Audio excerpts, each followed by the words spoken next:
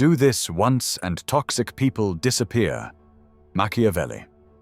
Toxic people do not remain because of attachment. They remain because extraction is possible. The popular response to toxicity is confrontation distance or dramatic severance. All of these misunderstand the mechanism. Toxic individuals are not emotionally invested in you as a person. They are economically invested in what your presence produces. Attention, reaction, access, emotional labor, validation, usefulness. As long as these resources flow, they stay. When they stop, they leave without argument. This is not cruelty. It is efficiency. The mistake most people make is believing toxicity is a relationship problem. It is not. It is a supply problem. Toxic people operate like parasites, not because they are malicious, but because parasitism works. They test environments quickly and remain only where return exceeds effort. If engagement produces reaction, drama produces leverage, or proximity produces advantage, they linger. If not, they disappear on their own. No confrontation required, no explanation necessary. This is why arguing, explaining, or setting boundaries often fails. Each of those actions confirms relevance. Relevance is the commodity. Even resistance feeds the loop if it generates attention or emotional output. Toxic individuals do not need agreement. They need engagement. Conflict reassures them that the connection is still alive and worth exploiting. Silence alone is insufficient if silence carries emotional charge. What matters is not absence, but unprofitability. Power does not remove toxic people by pushing them away. Power makes staying irrational. It removes the incentives quietly, without signaling intent. The flow of reaction dries up. Access becomes neutral. Emotional yield disappears. The interaction stops producing value. At that point, the toxic individual reallocates elsewhere instinctively. There is no closure scene because none is needed. Markets do not explain exits. They just move capital. This form of withdrawal is often misunderstood as weakness or passivity. It is neither. It is control without friction. Conflict creates memory. Withdrawal creates forgetting. Toxic people do not hold grudges when nothing was taken from them. They simply lose interest. Interest is the only thing that kept them close in the first place. The critical distinction is this: you are not removing the person. You are removing the reason. You do not deny them explicitly. You stop supplying what made proximity valuable. This avoids escalation because there is nothing to escalate against. No boundary to test, no emotion to provoke, no reaction to mine. Those who understand this appear untouched by toxicity, not because they are immune, but because they are unproductive environments for it. Nothing sticks where nothing is rewarded. This is the quiet power Machiavelli understood. Influence is not exercised only by force or confrontation, but by deciding where energy flows and where it does not. Do this once correctly, and toxic people do not need to be expelled. They leave on their own, convinced it was their idea. Society encourages confrontation because confrontation keeps toxic people anchored. The cultural script says, you must explain yourself, defend your boundaries, and demand respect. This script feels empowering, but it performs the opposite function. It keeps the interaction alive. It turns toxicity into a dialogue, and dialogue is a resource. Toxic individuals are not sustained by harmony or agreement. They are sustained by friction that produces engagement. Every explanation teaches them where leverage still exists. Every emotional boundary reveals which emotions matter. Every confrontation maps the remaining supply lines. The system prefers this approach because it externalizes responsibility. If toxicity persists, the burden is placed on you for not being firm enough, clear enough or strong enough. What is never questioned is whether the interaction itself remains profitable for the toxic party. As long as it does, no amount of moral clarity will remove them. You are negotiating with someone who is not there for resolution. They are there for yield. What keeps toxic people close is not access alone, but predictable extraction. They know what reaction they will get, how long engagement will last, and which buttons still work. This predictability lowers their cost of staying. They do not need to escalate because the environment already feeds them. When others encourage you to address the issue, they are unknowingly helping maintain this efficiency. Addressing is participation. Participation is supply. Power operates in reverse.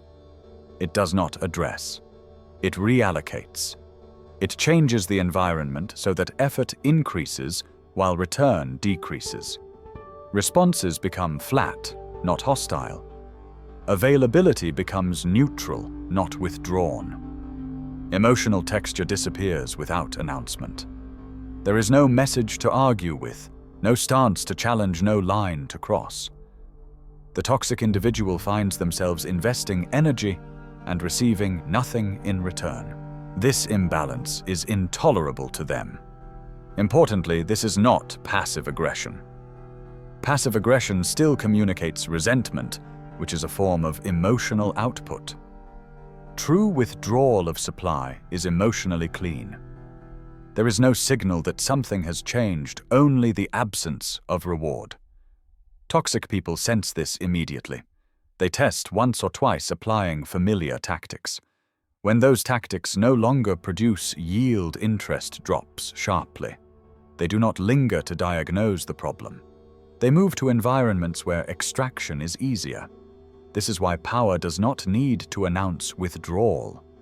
Announcements invite response. Response restores relevance. Silence with structural change does not invite anything. It simply alters the economics of the interaction. The toxic person is not defeated.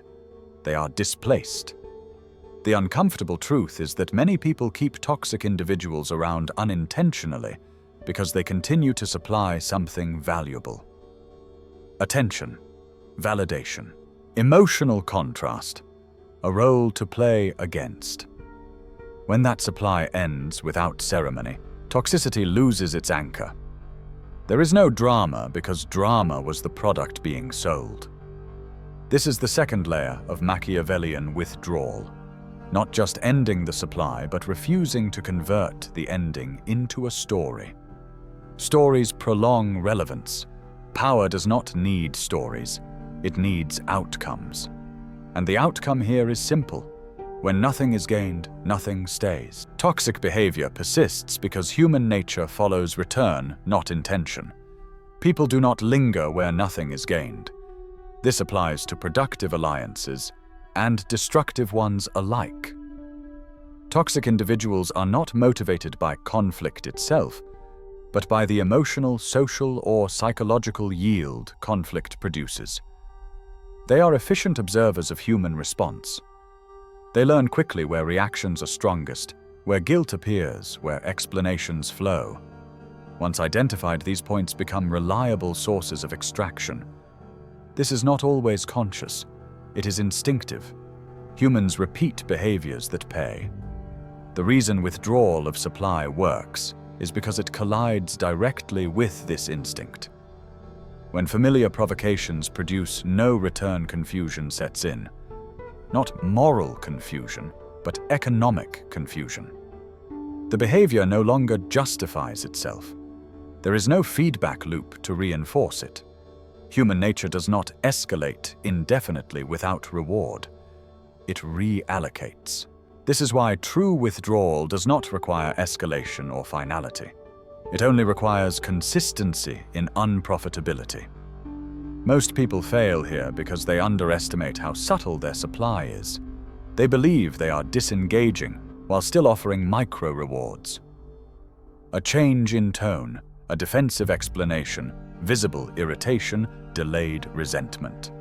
These signals reassure the toxic individual that the line is still active. Even disappointment can be a reward if it confirms impact. Human nature does not differentiate between positive and negative attention when both reinforce significance. Another factor is comparison. Toxic individuals often remain where they feel superior, central, or emotionally influential. When supply is removed cleanly, this comparison collapses. They are no longer reflected back as important, disruptive, or powerful. Indifference is not perceived as hostility. It is perceived as erasure. And erasure triggers disengagement faster than opposition ever could. Humans tolerate being disliked far longer than being irrelevant. Self-interest completes the exit. Staying in an unresponsive environment increases effort without increasing return. This violates the basic logic most people operate under, consciously or not. Toxic individuals may test boundaries briefly, attempting to restore the old exchange rate. When tests fail, persistence feels inefficient. They move on not angrily, but pragmatically. The exit feels voluntary, because from their perspective it is. This is the psychological core of power through withdrawal. You are not asserting dominance. You are declining participation in an exchange that no longer benefits you. There is no need to signal strength, because strength is not the mechanism. Incentive is. When incentive disappears, behavior reorganizes itself naturally. Those who understand this stop personalizing toxicity. They stop asking why someone behaves badly and start asking what that behavior is being rewarded with. Once the reward is identified, removal becomes obvious, not dramatic, not righteous, obvious. Human nature does the rest. Toxic people do not need to be pushed out. They follow the same rule as everyone else. They stay where something is gained, and they leave where nothing is. When that reality is enforced quietly and consistently, disappearance is not a tactic. It is a consequence. Darkness here is not hostility. It is emotional non-participation executed without signal. Most people assume withdrawal means coldness, avoidance, or moral superiority. That misunderstanding exposes why they fail. Darkness is not the absence of contact. It is the absence of yield. You remain structurally present while becoming psychologically barren. No emotional surplus, no narrative fuel, no reactive texture. This is what toxic individuals cannot operate inside. They require feedback to calibrate pressure. Darkness denies calibration without announcing denial. A dark position does not harden visibly. It smooths. Tone stays neutral. Timing stays ordinary. There is no visible rupture to exploit. This matters because toxic people are adaptive. They escalate only when they detect friction. When nothing pushes back and nothing lights up, escalation becomes expensive. Darkness offers no edge to grab, no resistance to press against, no boundary to violate theatrically. The environment becomes flat. Flat environments starve predators. The critical element is emotional non-reactivity that is not performative. Indifference displayed as attitude still communicates. True non-participation communicates nothing. It does not correct. It does not punish. It does not explain. It simply fails to produce return. This is why darkness must be clean. Any residue of resentment, satisfaction, or moral signaling reintroduces yield. Toxic individuals are sensitive to these residues. They survive on them. This form of darkness is often misread as weakness by observers who equate power with assertion. In reality, assertion invites contest. Contest prolongs relevance. Darkness ends relevance without contest. The toxic individual is not defeated. They are displaced.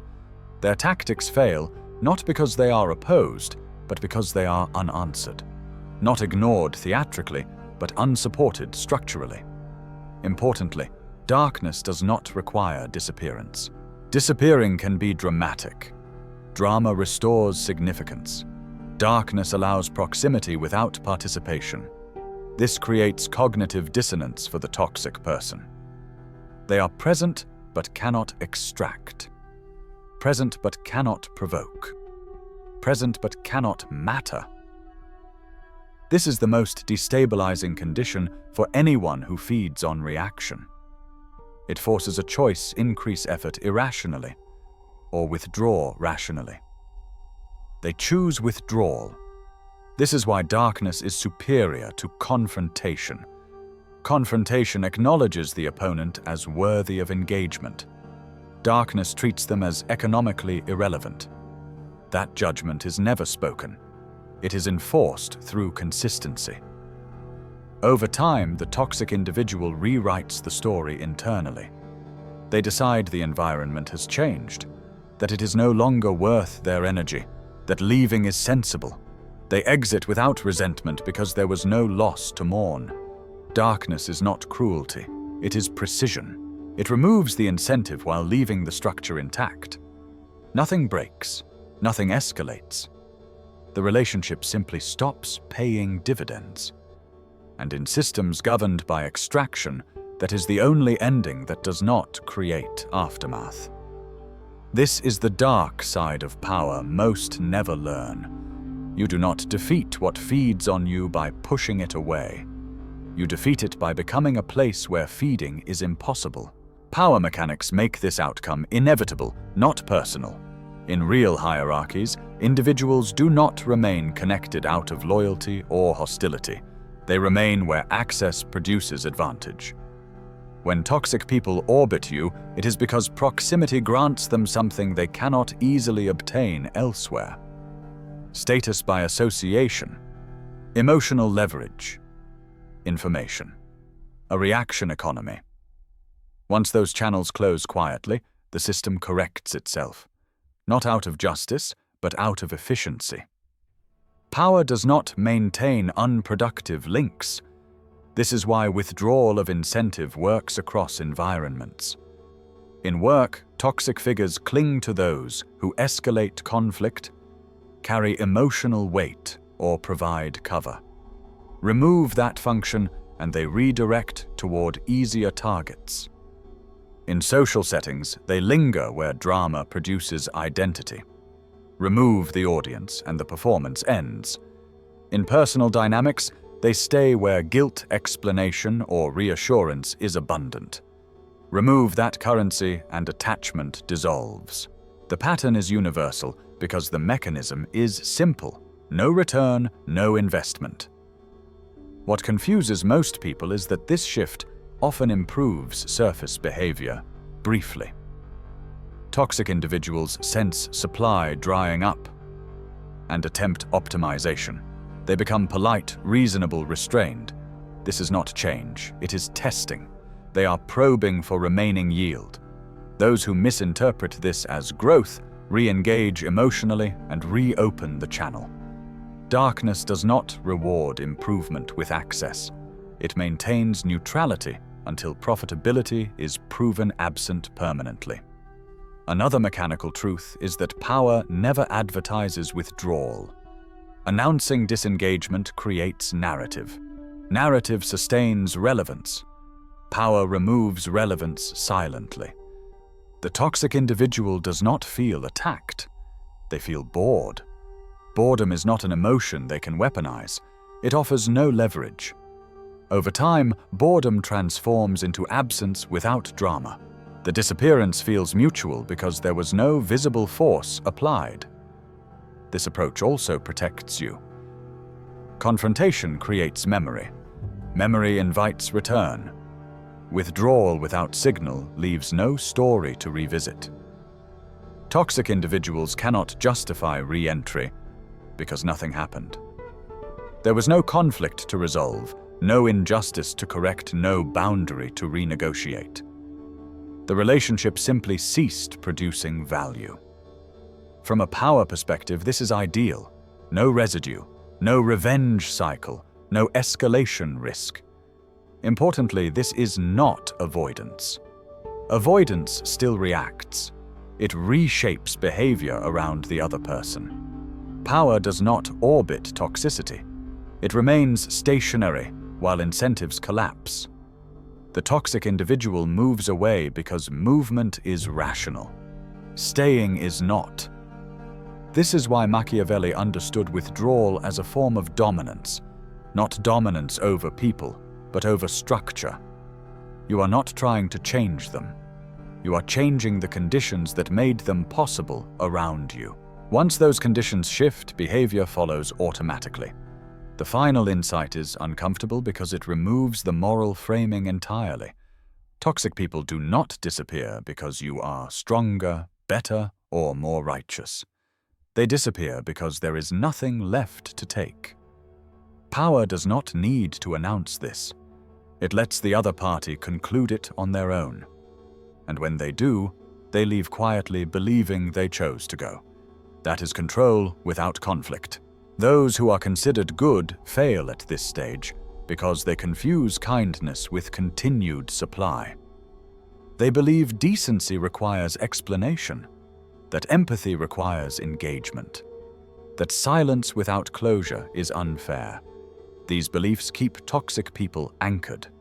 Good people continue to offer micro yields, even when they believe they have withdrawn. They soften tone. They justify distance. They reassure intentions. Each of these actions reopens a channel. Toxic individuals do not need access in bulk. They survive on fragments. A single emotional response can sustain them for weeks. The strategic error is not morality. It is leakage. Good people leak value unconsciously because they are uncomfortable with unresolved dynamics. They want to be understood. They want to appear reasonable. They want the exit to feel mutual and humane. Toxic people exploit this instinct effortlessly.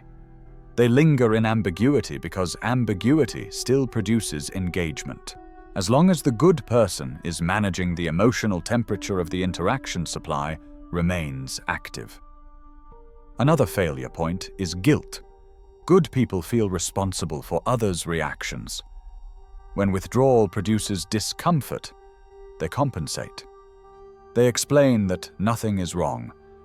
They clarify that distance is not rejection. This clarification is nourishment. It confirms that their presence still matters enough to manage carefully. Toxic individuals interpret this as leverage restored. They adjust tactics and remain. Good people also misread calm persistence as harmlessness. When a toxic individual stays polite while extracting quietly, it feels manageable. In reality, extraction does not require aggression. It requires consistency. The good person accommodates small intrusions to avoid seeming cold. Over time, these accommodations recreate the original dynamic in diluted form. Dilution is enough. Toxicity does not require intensity. It requires access. What ultimately defeats good people is their desire to resolve the situation morally rather than structurally. They want acknowledgement, understanding, or mutual agreement that things have changed. Power does not need agreement. It needs outcome. Waiting for the other person to get it prolongs relevance. Darkness assumes they never will and proceeds anyway. Good people often realize the failure only when exhaustion sets in. They feel drained despite having done nothing. This confusion arises because supply was never fully cut. Emotional energy was still being spent to maintain neutrality. True withdrawal feels different. It feels uneventful, boring, empty. There is no emotional aftermath because nothing was exchanged. This is the harsh lesson. You cannot starve toxicity while feeding your own need to be seen as good. One of those must end. Power chooses outcome over appearance. It accepts being misunderstood if misunderstanding produces unprofitability. Good people resist this trade and pay for it with prolonged exposure. They do not lose because they are weak. They lose because they keep paying for peace with attention. Toxic people accept the payment gladly and stay. Withdrawal only works when it is complete, silent, and indifferent to interpretation. Until then, goodness remains exploitable. And exploitation continues not because of malice, but because the supply line was never truly closed. Machiavelli's lesson here is not about removing people. It is about removing necessity. He understood that power does not spend energy fighting what it can make irrelevant. Conflict is expensive. It creates memory, loyalty, revenge, and narrative. Withdrawal executed correctly creates none of these. The prince who confronts invites resistance. The prince who starves incentives invites disappearance. Machiavelli never advises moral cleansing. He advises structural adjustment. In his frame, toxic individuals are not enemies. Enemies require attention. Toxic individuals are opportunists. Opportunists follow yield. The error is treating them as threats to be defeated rather than inefficiencies to be corrected. Power corrects inefficiency by reallocating flow. When nothing flows, nothing gathers. This is not cruelty, it is logistics.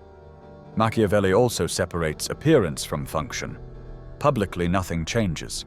There is no declaration of withdrawal, no visible punishment, no moral stance taken. Privately, channels are closed. Access becomes neutral. Reaction becomes minimal. Emotional exchange becomes flat. This preserves stability while altering outcome. Others cannot accuse what they cannot see. The toxic individual cannot rally support because no conflict occurred. Power remains clean. He is precise about one thing. Explanation is weakness. Explaining withdrawal invites negotiation. Negotiation implies leverage on both sides. Machiavelli removes leverage unilaterally, without discussion. This is why his method feels cold to those raised on moral reciprocity. It refuses to convert behavior into dialogue. Dialogue equalizes. Power does not equalize with those it intends to outlast. In Machiavelli's world, the most effective exits are those that look accidental.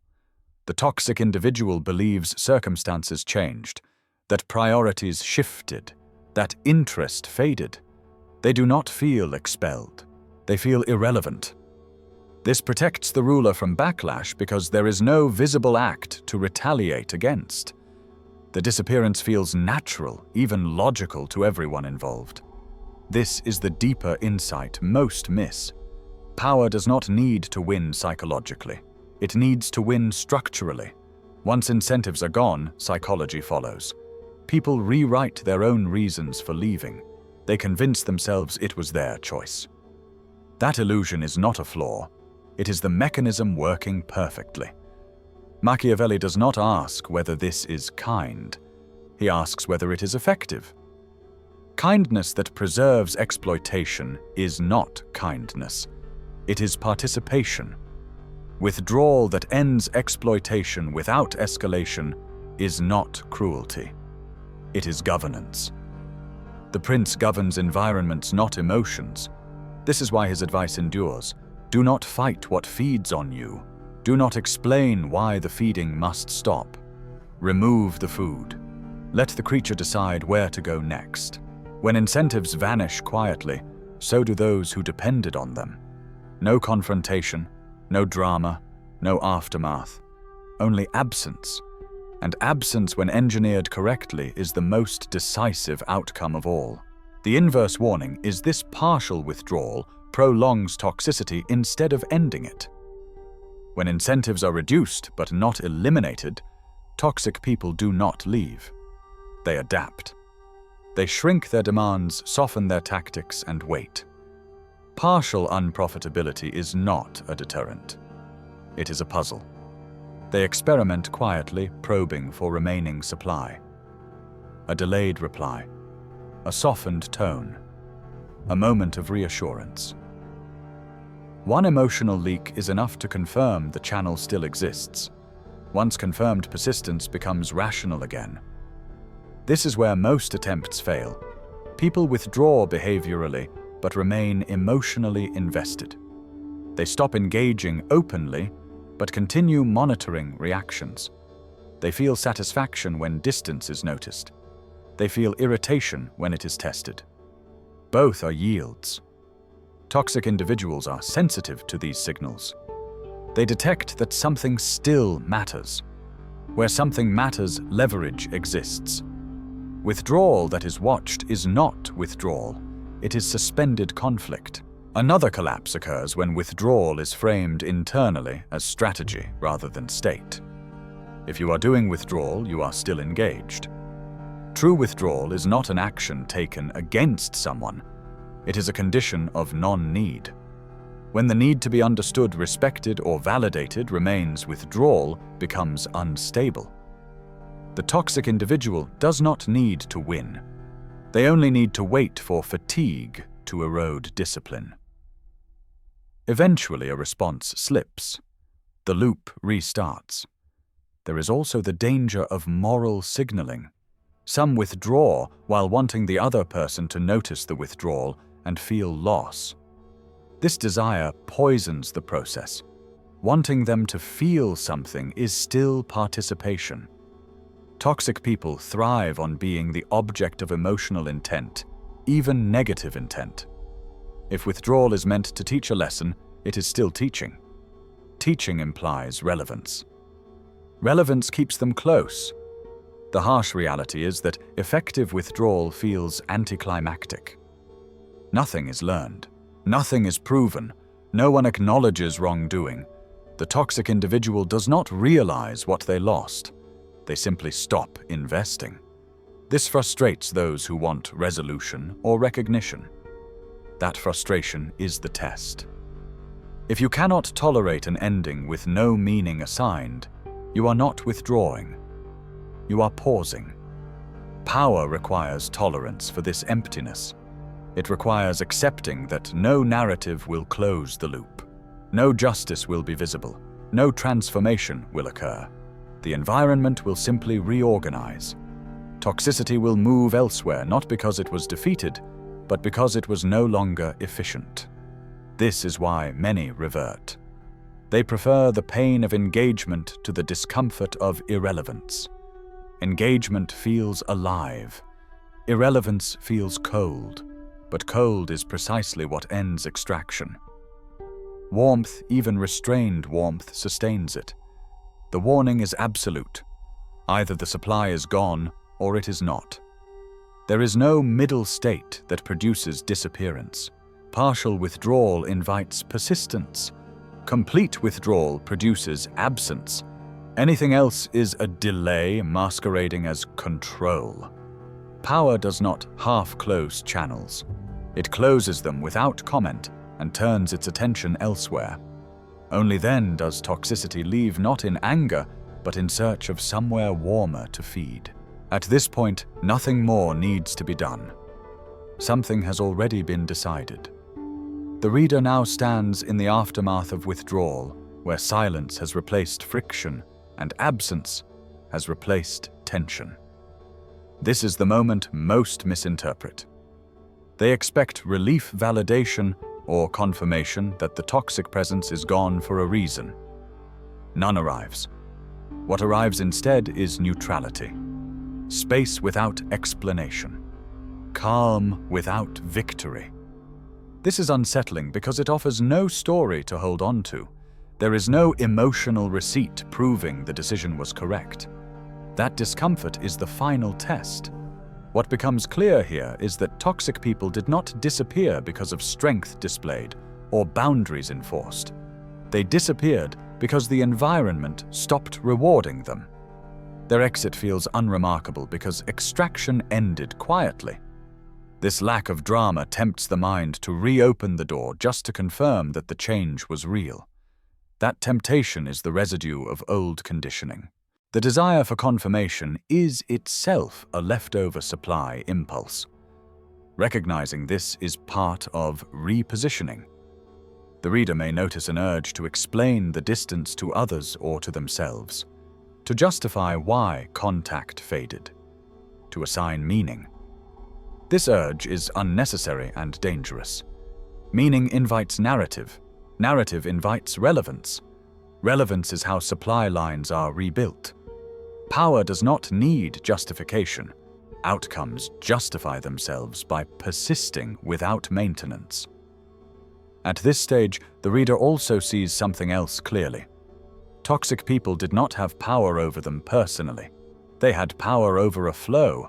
Once the flow ended, the power vanished. This reframes the entire dynamic. There was no villain to defeat and no victim to rescue. There was only an inefficient exchange that has now been corrected. Seeing it this way removes emotional residue. What remains is clarity without hostility. The uncomfortable truth is that this method does not feel heroic. There is no sense of triumph, no moral high ground, just a quieter life. That quietness is often mistaken for loss. It is not. It is the absence of noise that once demanded constant attention. Many people cannot tolerate this silence. They mistake it for emptiness and reintroduce stimulation, even harmful stimulation, to feel alive again. This is why so few maintain withdrawal long enough for it to become permanent. They want acknowledgement. They want the other person to notice. They want proof. Power does not seek proof. It seeks stability. Stability arrives when the old dynamic no longer feels tempting even in memory.